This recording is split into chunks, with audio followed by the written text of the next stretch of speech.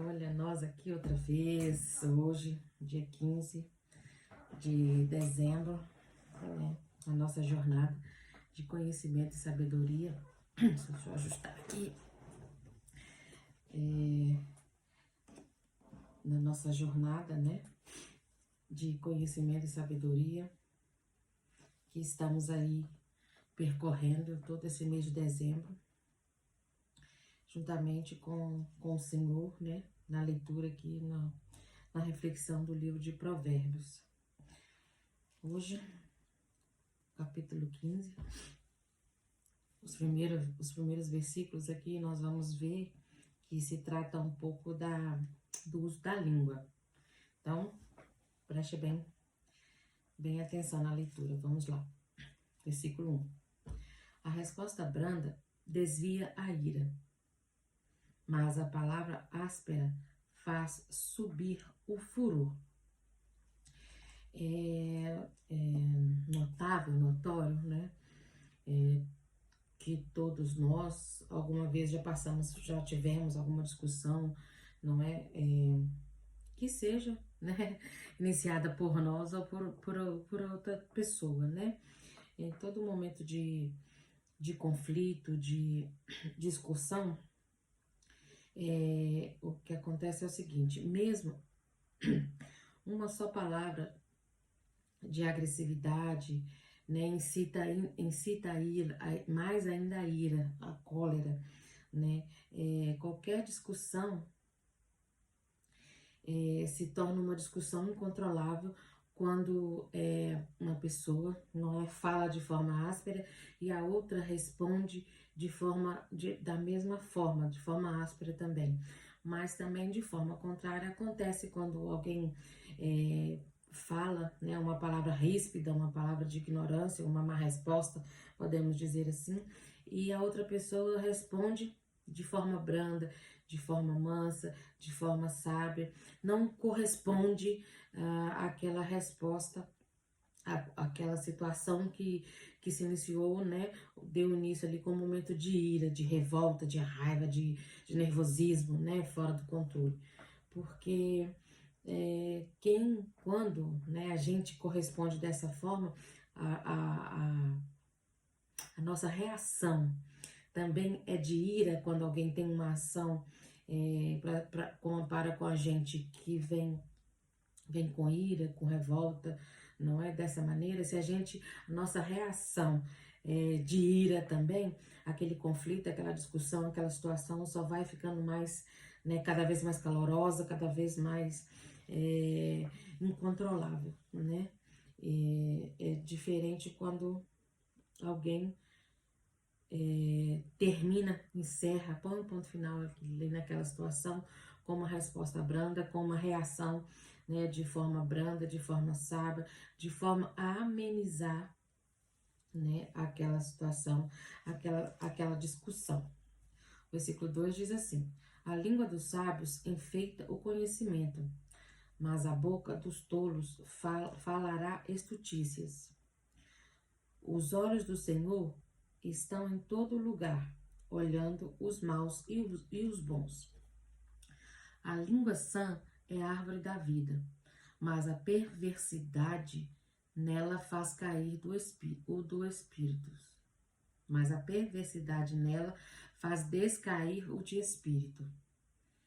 Bom, e aí a consequência de quem não faz o bom uso da língua, não usa a língua de forma correta, não usa a língua, o seu falar para o bem, usa de forma incorreta, visando prejudicar alguém, visando a maldade de alguém, não é? Então, o versículo 5 diz assim: o nécio menospreza o conselho de seu pai, mas o que guarda a correção de seu pai. Oh, meu Deus! Versículo 5. O nécio menospreza o conselho de seu pai, mas o que guarda a correção se haverá prudentemente. É bem assim. Quem recebe, quem dá ouvidos ao conselho de pai e mãe, baseado, fundamentado nas Sagradas Escrituras, se haverá, não é prudentemente, haverá uma atitude de prudência, de sabedoria, não é? O versículo 6 diz assim: na casa do justo há grande provisão, mas há muitos problemas com os lucros dos ímpios. Os lábios dos sábios espalham sabedoria, mas não faz assim o coração do tolo. Infelizmente, o coração da pessoa tola, a mente da pessoa tola é cheia de maldade ali, de maquinação do mal, de perversidade, de más intenções. Infelizmente, é isso o que está, né? O que permeia a vida do ímpio, né? Do tolo, do louco. Infelizmente, né? É inconsequência, é falta de temor, é maldade, tudo que impera ali é tudo de forma de procedência maligna. É o que a palavra diz. O versículo 8 diz assim: o sacrifício dos ímpios é abominação ao Senhor, mas a oração dos retos é o seu contentamento. Abominação é ao Senhor o caminho do ímpio, mas ele ama o que segue a justiça.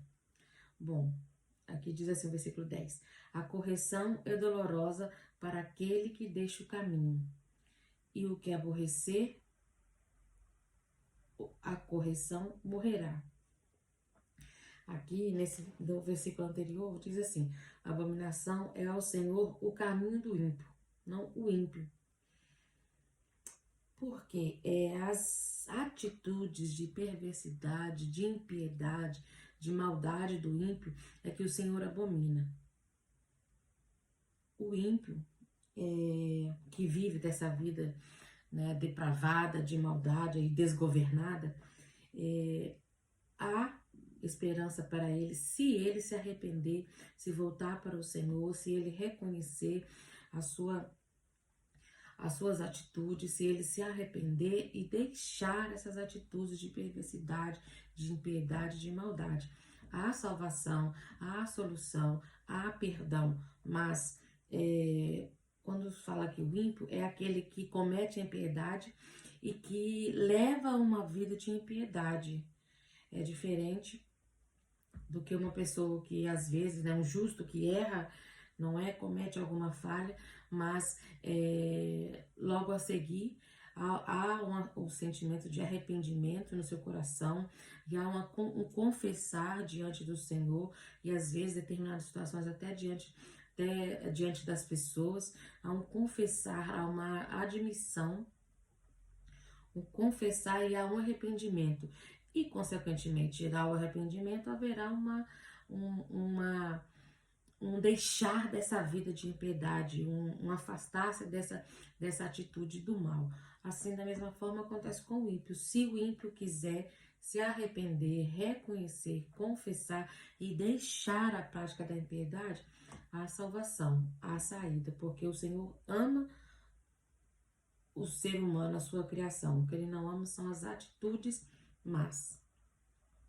O versículo 10 diz assim: a correção é dolorosa para aquele que deixa o caminho, e o que aborrecer a correção morrerá.